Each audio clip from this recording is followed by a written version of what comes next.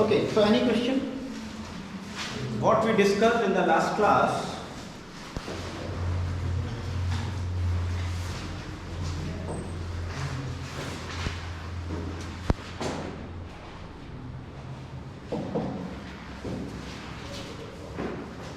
two methods we have discussed so far. One is the ATC40 method,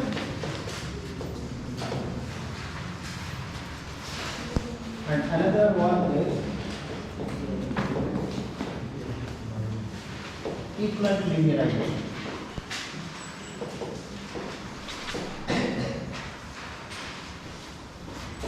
Actually, both these are equivalent linearization.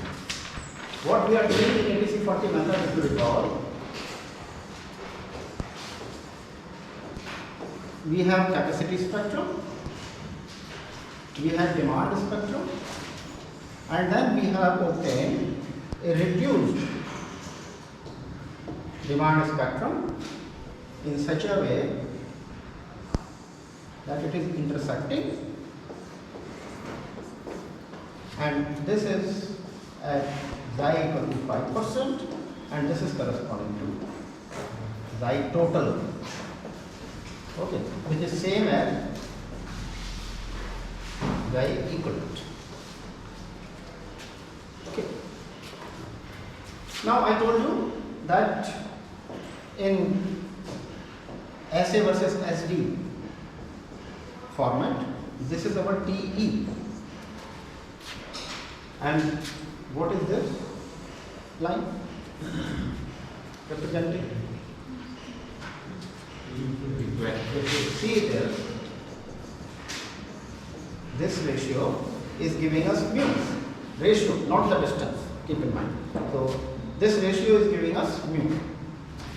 Okay, and this is our T equivalent, which is secant period. So this is our T secant. Same thing we do here. Here we calculate T set as simply TE square root of mu. Here we calculate xi equivalent or xi total as xi naught plus xi hysteresis, which we have written as 1 upon 4 pi Et over S naught. And if you look ATC40 has given a multiplication factor kappa k.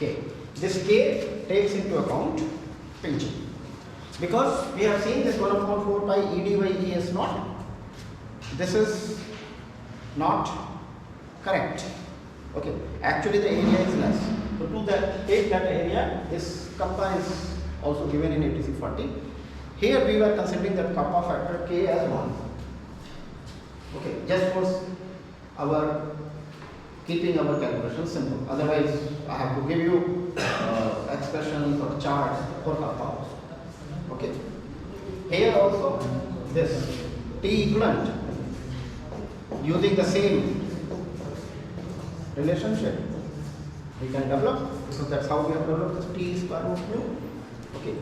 Here the xi equivalent is given as 0.05 plus some constant c into mu minus 1 over mu, and c varies from structure to structure. So you can see actually both are identical. Only thing is that this is a graphical method.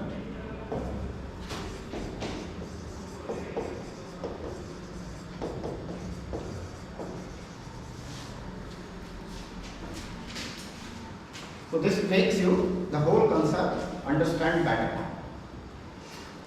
Graphical methods are easier to visualize.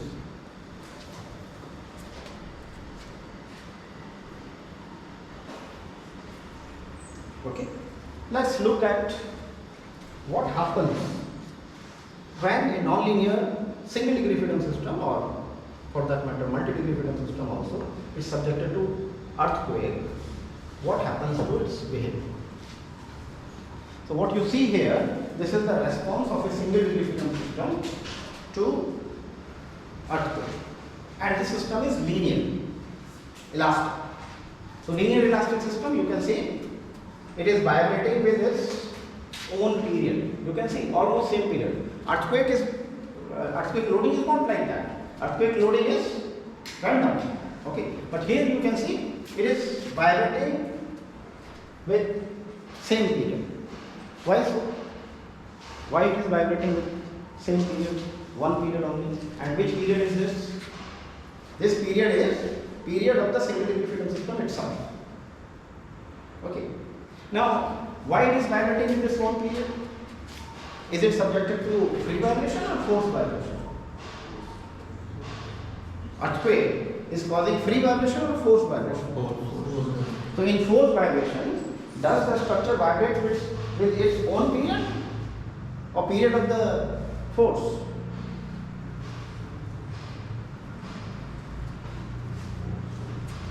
So should it vibrate with its own period or should it vibrate with the frequency of earthquake?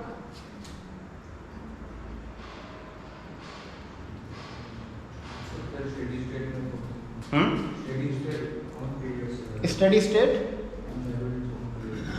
Speak loudly. Steady state, what happens? Steady state, the structure will vibrate with its own frequency. In steady state, structure will vibrate with its own frequency. No, your direction is okay, but the answer is just opposite. In transient state, what is transient state? Transient state is free vibration state. So in case of forced vibration, there is a transient state or transient component of the response, I should say, which diminishes, which gets dissipated with time due to damping. Because free vibration, transient state is nothing but the free vibration. So in transient state, the structure vibrates, or in transient component, the structure vibrates with its own frequency. Whereas in steady state, it vibrates with the frequency of the loading. Okay, so it takes some time for the structure to vibrate with the frequency of the forcing function. When the transient component is damped out. So transient component, because of the damping, it is damped out. It gets dissipated. Okay, and then it starts vibrating with the forcing function frequency. Now, in case of earthquake, what is happening? There is not a single harmonic. There are pulses. So you have seen the response of single degree freedom force pulse also.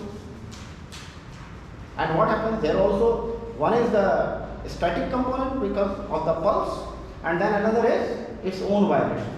So every pulse in earthquake is there. There is a pulse of force. That pulse of force, inertia force, is having different duration, or in other words, different frequency. The duration of the pulse is representing the frequency of the forcing function. Okay. So with different pulses, it is subjected to a new type of loading. So it never goes into steady state. It remains in transient state only. Okay. One pulse with a different duration, then another pulse with another duration, then again another duration, another pulse comes. So there is no chance of going into steady state. So it does not vibrate with the frequency of the earthquake, rather it vibrates with its own frequency. That's why you see the periodic type of motion. Okay, period is same. Amplitude is varying, but the period of vibration is same, which is the period of the structure itself. If it was a multi-degree freedom system, a tall building, and you were plotting roof displacement, what would have you expected? Okay. Will it be like this only, or what difference you expect? Subject a building to earthquake ground motion and record the roof displacement. What are you expecting?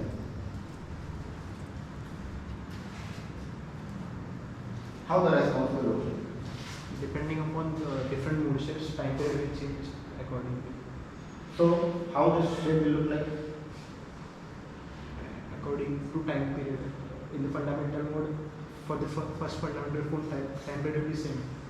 After another mode shape, time period will be different. So how this plot the time will be going on? First it will have different frequency, then it will have another frequency, then it will have another frequency, like that. So will it be like this?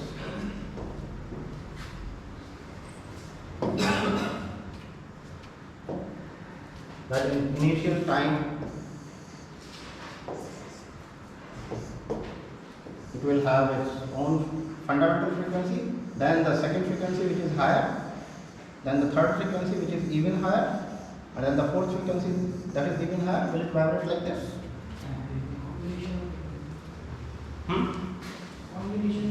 Combination of these frequencies. What is meant by combination of these frequencies?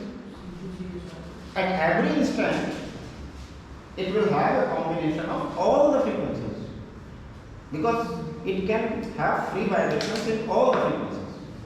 But contribution of all the mode shape, all the modes is not same.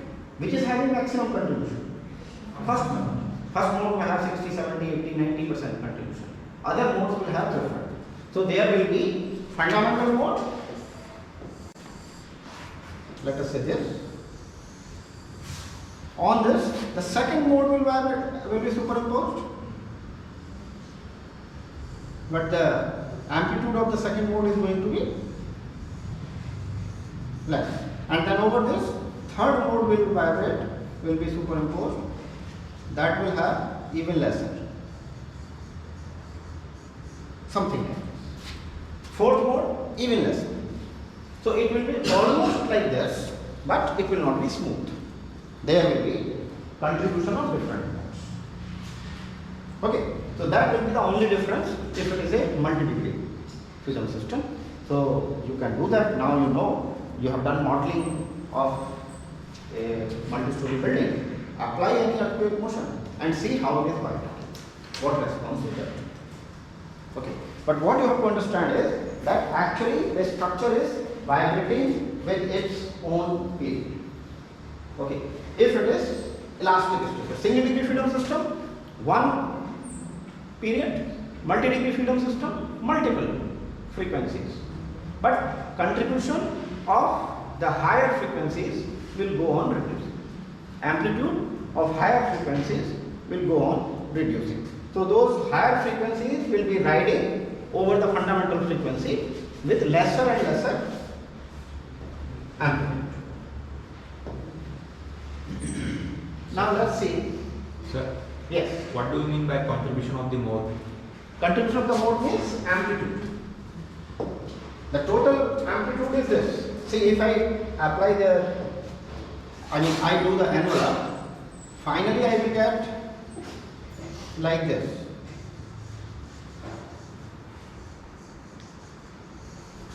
Something like this I will get. So this having one frequency like this, over this another frequency. Suppose the second frequency was also having same contribution, then how it would have looked like?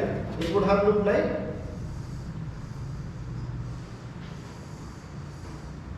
something like this. But it is not like this, because this amplitude of the second frequency is less than this amplitude of the first frequency. So the amplitude of the first mode will be more. Amplitude of the second mode, vibration will be less. So when you are looking at the top, the response, it will look zigzag. Okay, but in the zigzag also, it will have a pattern which will be governed by the first one. So this frequency, the major frequency, this will come from the first one, because its contribution, that means its amplitude, is more as compared to other modes. Means, sir, whatever displacement I am looking at the delta top, delta root, or by measuring that displacement, the time period corresponding to first mode will give larger displacement, and another time period, mode 2, mode 3, will give Less contribution for ultimate displacement, whatever I am seeing. That is showing the this. Okay. Clear? Can you visualize that? Look at the response. Do it yourself. You will be able to understand it better.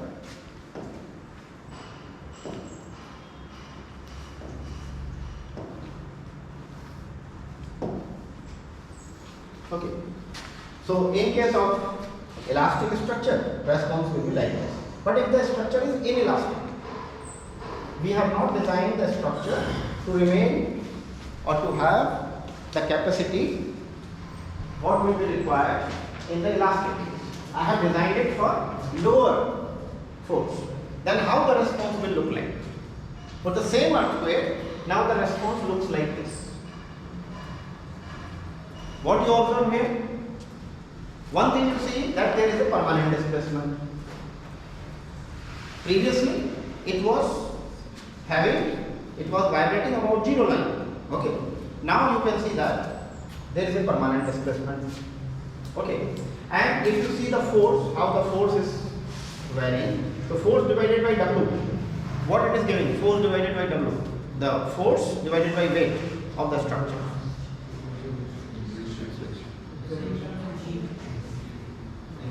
Force in the column divided by mass or weight. What does that give? Clearly क्यों नहीं मुझे सुनाई पड़ रहा है? कुछ कुछ तो आवाज आ रही है लेकिन क्लियरली मैं कुछ नहीं सुन पा रहा हूँ. क्या है? Which acceleration? Pseudo acceleration. So this is pseudo acceleration. So if you look at the pseudo acceleration, maximum it can take is equal to the yield acceleration for which the structure has been designed. So this is SAY for which the structure has been designed. Actually, you design structure for SAD design. Okay. Yield will be slightly more than that. Okay. So this is the maximum acceleration which my structure can take. And this SAY is nothing but Fy divided by W. What will happen if SA is more than SAY? The ground is applying larger spectral acceleration. SA elastic is more than SAY. What is going to happen? Can my structure take? Or the force applied is greater than Fy? Let us say the force is greater than Fy. What will happen?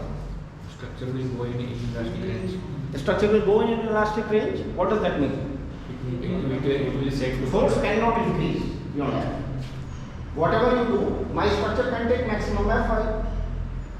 It can't take more than Fy. So even if you are applying larger than that, it is not going to take. So the maximum force you can see, it will be curtailed.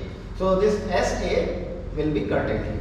So from B to C, the structure is in inelastic range. Yielding hazard. That if it was elastic, it would have gone like this. But it is not elastic. My structure cannot take beyond that. So it will be curtailed. The acceleration will be dropped. Yes. Fy is yield force. More than that, because generally what we do,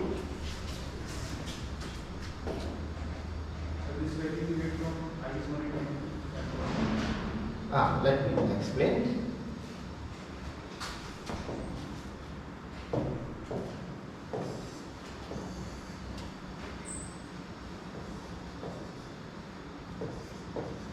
So my structure is having this capacity. Okay, I convert this into equivalent bimeter. This is SAY.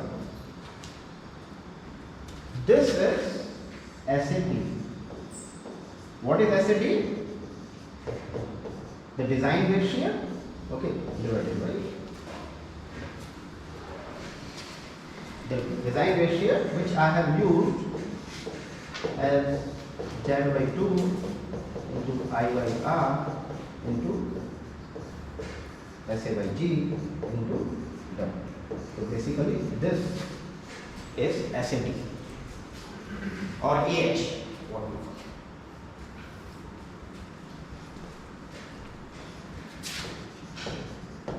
Why this is higher? SAY is higher.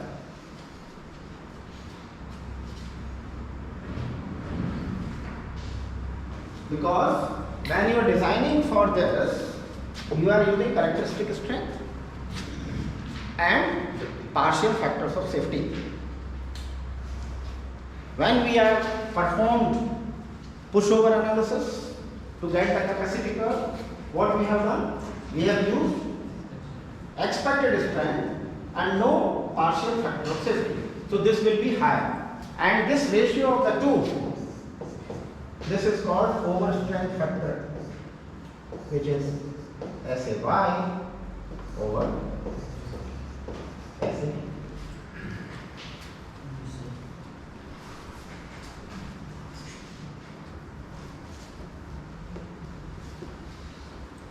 So SAY is higher than SAD and by a factor omega, and this capital omega factor roughly equal to. This will depend upon which design code we are following, how it defines characteristic strength, what factors of safety it is assigning.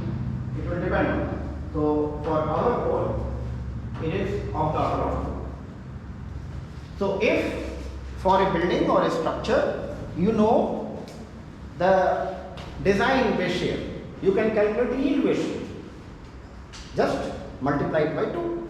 Yield base shear will be roughly 2 times of the design base shear. So we are talking about this SAY, not the design one.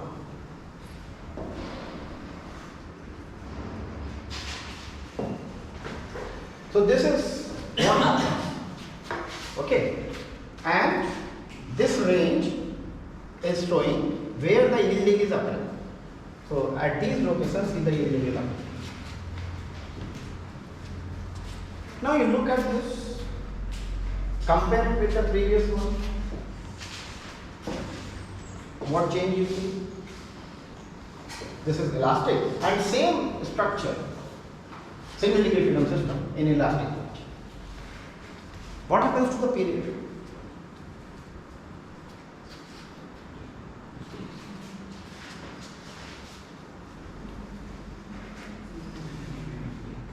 Period has change, increase or decrease?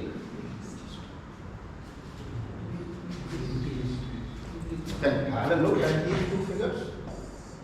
One is this, another is this. It's very clear. Period has increased. Why? I told you, because of the period elongation. When it is delayed, the period elongates.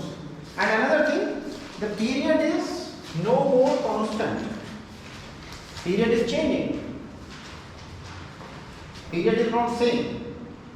So actually the period changes. What happens to the period?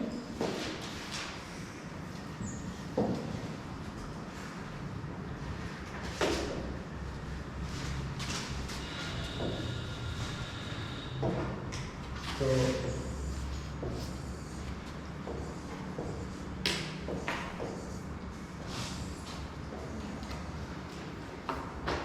this is our TE. Let us say this is TP. So this is our TSAT, and anywhere in between the period will be there. So let us say this is the maximum displacement which is occurring, but the structure is not always in maximum displacement condition. Displacement is varying in between. So the period actually varies in this range.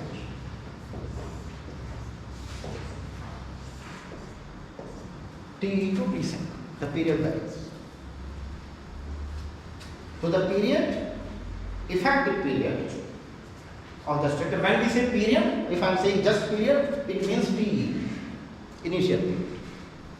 So effective period, because of ductility, elongates, and that elongation will depend upon the ductility demand. Here the ductility demand is this much, here it is this much, here it is this much, maximum is this much. So the real period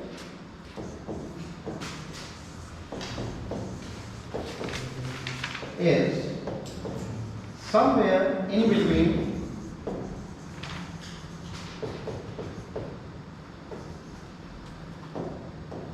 let me call it TE and TE.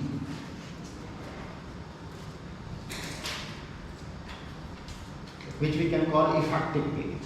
Real period, we will call it effective, which is between T second or T equivalent and T. Yes. Action. In elastic region, time period is not elongated. In elastic period, it is same. It is same, and we have seen in the response also. Continuing with the same. If the structure goes in elastic region, once the time period is elongated, can it be shortened? Yes, when the ductility demand will reduce. Okay, it will shorten. Stiffness is once stiffness has decreased, cannot increase. Stiffness, the effective stiffness, let's do it like this. So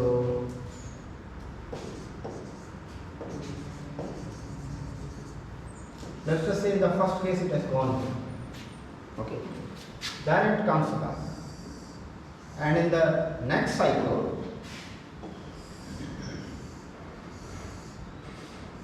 it does not grow, it returns to normal. So what will be the effective period here? Effective period will be this. So effective period will depend on this ductility demand at any instant. So it is not depending on the initial stiffness of the structure. It is depending on the inelastic displacement which is occurring in the structure at any instant. Okay. So it is not depending on the slope of this line. Okay, it is slope of this secant line which is this. There is degradation in this also. That's a separate story. Still we have not talked about degradation. Okay. So due to degradation, the period elongates again. That's a separate.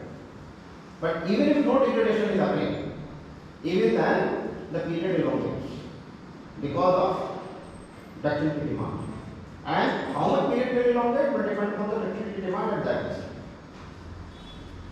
So the period is actually varying between these two extremes.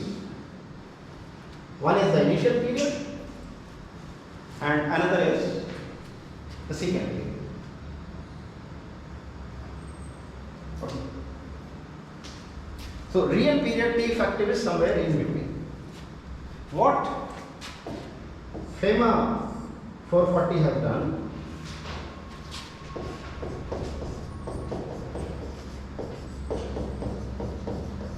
FEMA 440 has given expressions for T effective and xi. So number of methods you will find. Some of the methods depend on Ti or Te. Some of the methods depend on T7. Some of the methods use T effective. Okay. Naturally, a better correlation can be obtained in terms of T effective. But you have to define T effective in between Te and T7. The advantage of T7 is that it can be defined easily. You know the displacement, you do that, and xi equivalent you calculate in terms of T equivalent. Okay. So when you look in literature, do not get confused different methods use different periods because it is equivalent linearization method. In equivalent linearization method, there will be one period, linear system will have one period, but that period can be TE, that period can be TSAT, that period can be in between TE and TSAT. Accordingly, the value of xi will change, the corresponding damping will change. You have, because you are obtaining the corresponding damping from regression, from calibration. So calibration can be done with respect to any of these periods. But if calibration is done with respect to T effective, FEMA 440 has shown that the error is minimum. The best prediction of the response you get if it is done with respect to T effective. I am not doing this, I will not be asking this in the exam also because I don't want to confuse you too much, but you should have this understanding. You should not be shocked when you see something where the period is somewhere in between. Okay. So there are methods in which the effective period used is TEQ, equivalent period, which is nothing but secant period. Okay. There is another method which is based on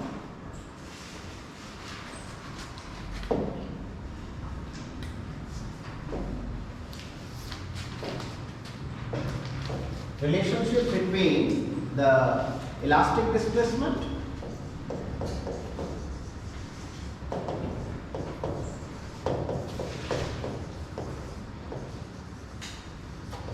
versus inelastic.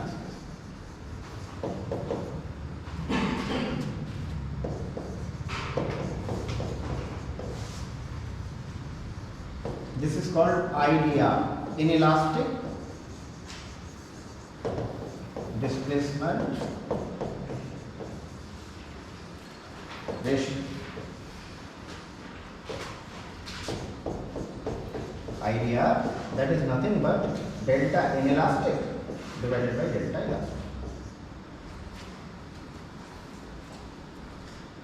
So some people have tried to develop empirical relationship by simply comparing the response of an elastic structure and the elastic structure, and then trying to identify this ratio in different conditions.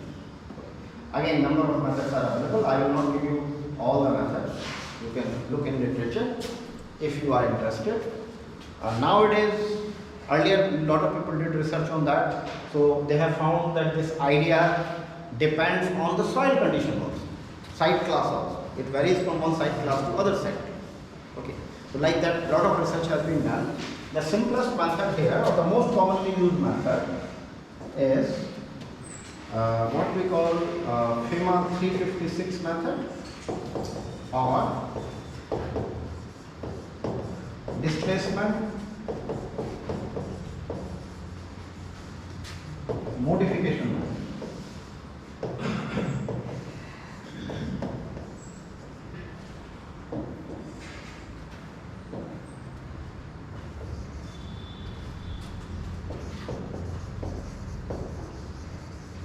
In short, we call DMM, displacement modification method, and ASC 41 has adopted this method. So in ASC 41 you will find this method. This method gives, in its original form I am writing, target displacement. It called somehow it target displacement. Delta T is equal to C0, C1, C2, SA, TE square over 4.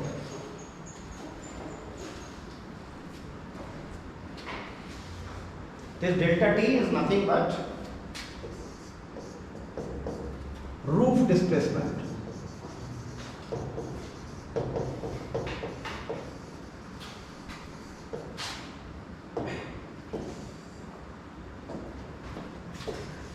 At performance point.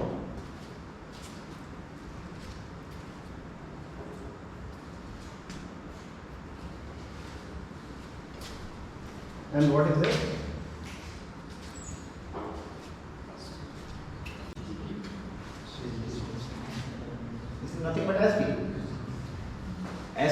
A TE square by 4 pi square is what? SD, which you can obtain from response square.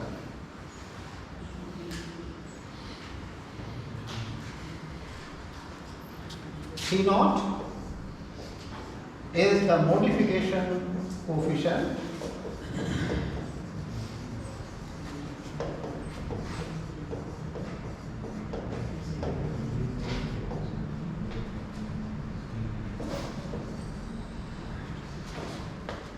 relating SDUF displacement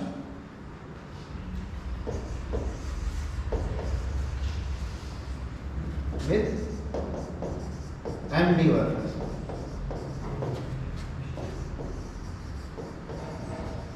Because what is SD giving? SD is giving us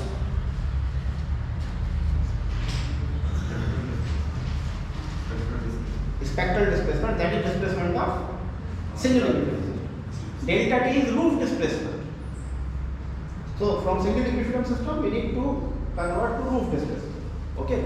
So this we can take as gamma 1 phi 1.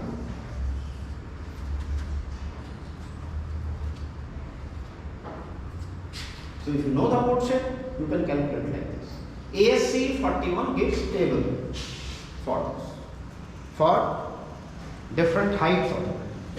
So basically for different heights the mode shape will be different.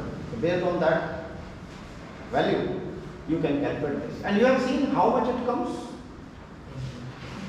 It is somewhere between 1.1 to 1.5. In that range you will get this. For different mode shapes, you will get different values. You can look in AC41, table is given. You can read it directly from there, or you can calculate it as gamma 1 phi 1.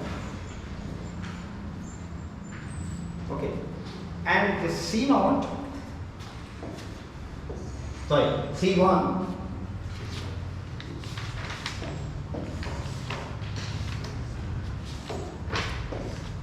this is modification coefficient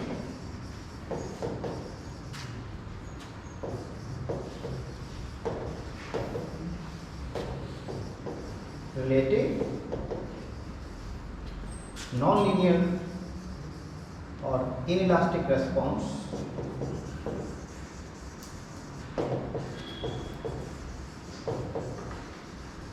with elastic response. Because what is SD giving? SD is giving us response of elastic system. We need to convert this into an elastic. And what is this? This is our idea. Inelastic displacement ratio. So SD I calculate for elastic system multiplied by inelastic system ratio idea, so it becomes SD of inelastic system. I multiply it by C naught, it becomes displacement at the roof. So when I multiply by these two coefficients, what I am getting? Roof displacement of the inelastic system.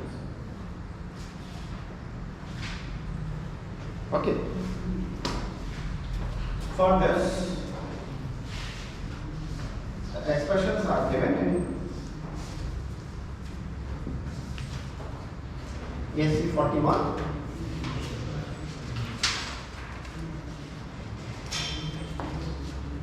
Okay, one thing I forgot in my expression, let me write that. Do not forget to put the value of SA in G, in meter per second square.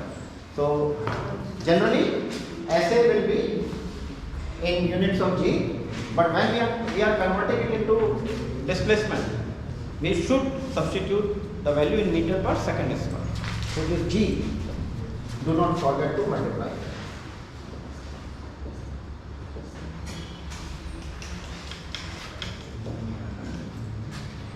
So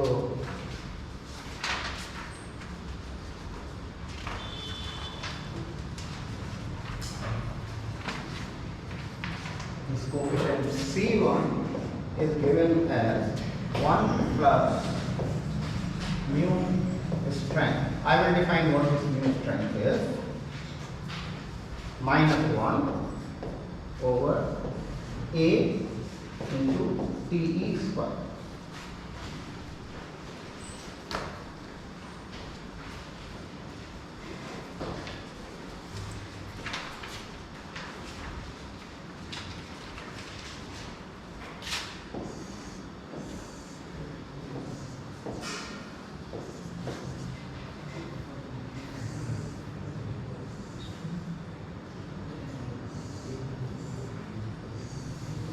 If you extend this value is SA corresponding to TE, and this is SA1. So this mu strength is nothing but SA over SA1.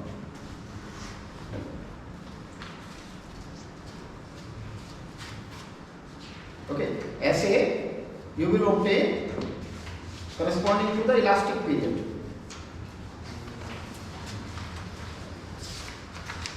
And SAY is what you are obtaining from the capacity curve.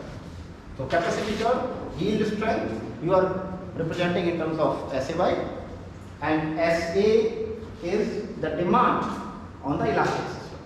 So if the system was elastic, it would have been subjected to this value of S. This is represented by mu strength, and this mu strength SA over SY, this is obtained as SA over SAY is Vy divided by Cm into W. Okay, so what is the Cm? Cm is nothing but what we discussed as alpha 1, the mass participation factor in first mode. ASC 41 has written it as Cm, and table for Cm is given. You can read from there, or you can get, if you know the mode shape, you know how to calculate alpha.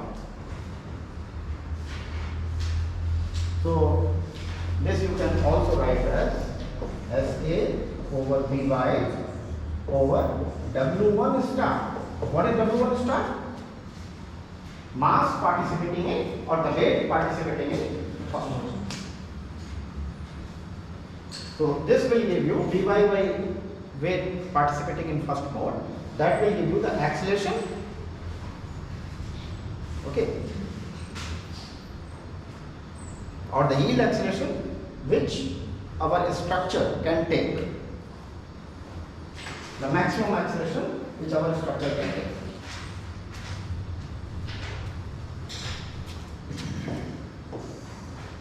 And this A here in this expression, this A is side class factor. This factor depends on side class.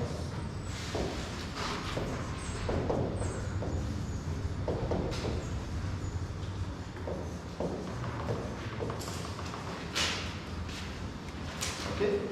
This is equal to 130 for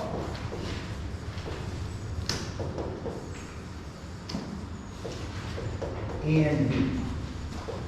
I have given you the site classification as per ASC 41 or ASC 7, same.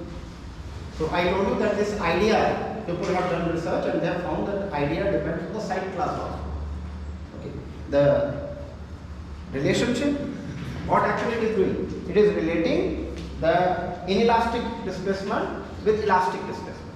Okay. And you know, as per equal displacement principle, this should be equal to the relationship between elastic and inelastic displacement. 1. Equal displacement principle, what does that say? It says that the displacement of elastic and elastic system is same. And for which systems it is valid? For long period structures. So if TE is greater than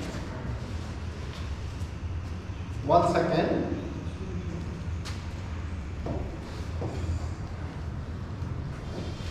so this C1 is equal equal to 1 for t greater than or equal to 1 second. So for long period structures, this will be equal to 1. For short period structures, it will be greater than 1. Okay, and that will also depend on the site class. So the site class factor will be taken equal to 130 for site class A and B. It will be equal to 90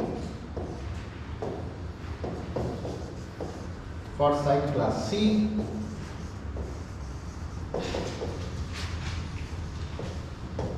and it is equal to 60 for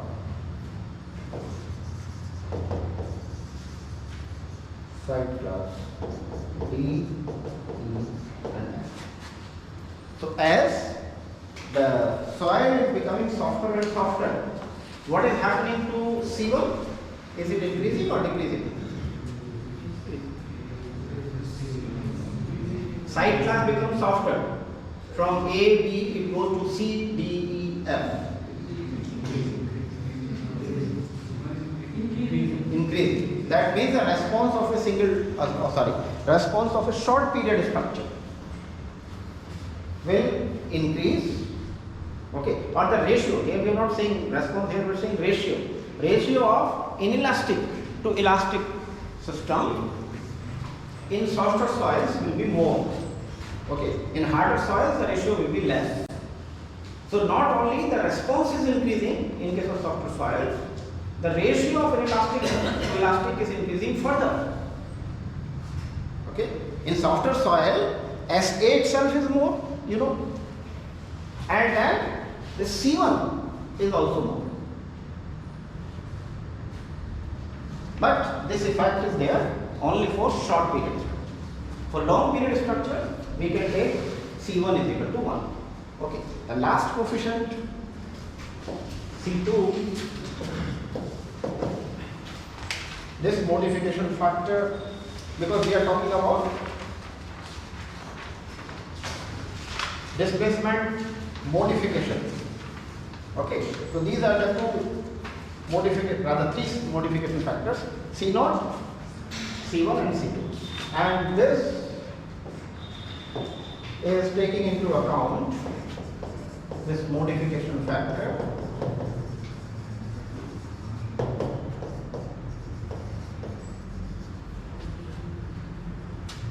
to represent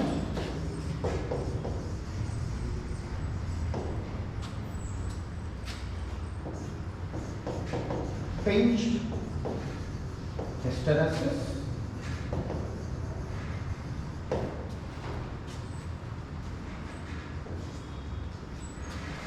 cyclic stiffness and the strength degradation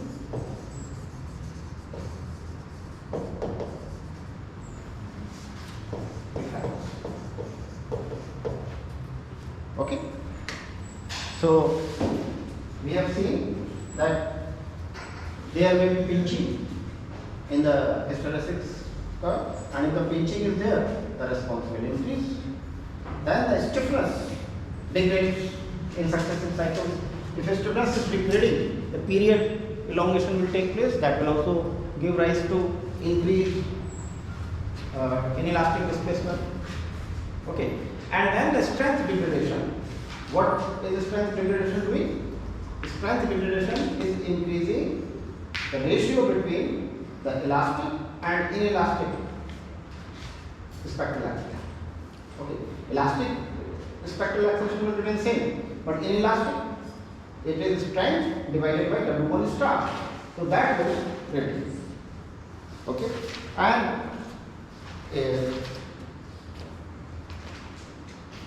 an expression is given in SC7, and this is also equal to 1 for period greater than or equal to 0.7 second.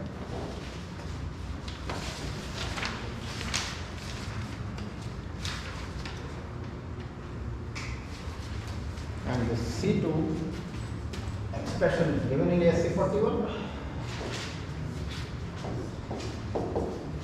1 plus 1 over 800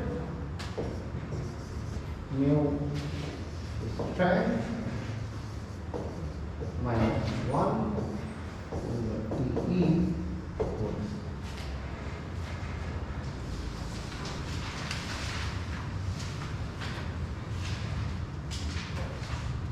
Okay.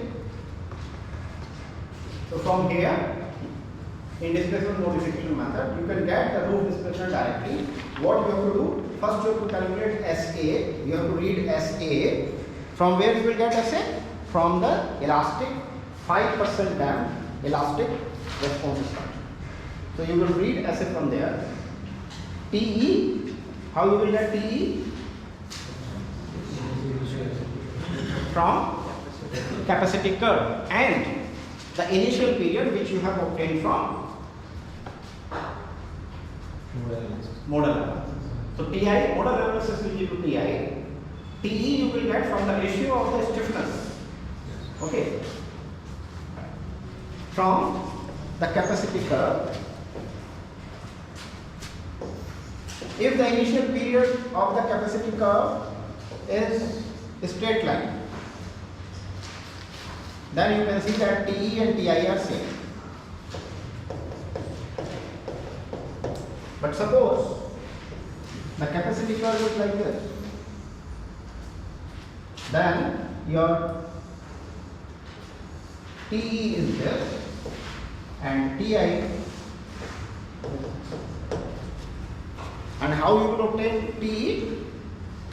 By the ratio of inverse of stiffness. Period is proportional to square root of inverse of it. So TE over TI, this will be square root of KI over K. KI and KE you will obtain from capacity to show it. So once you know TE and C0, C1, C2, as I have explained,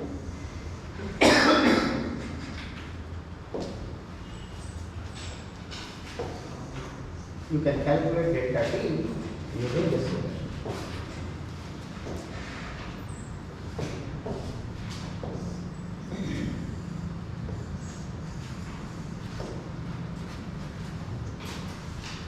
Actually, you first have calculated the displacement of elastic single degree freedom system.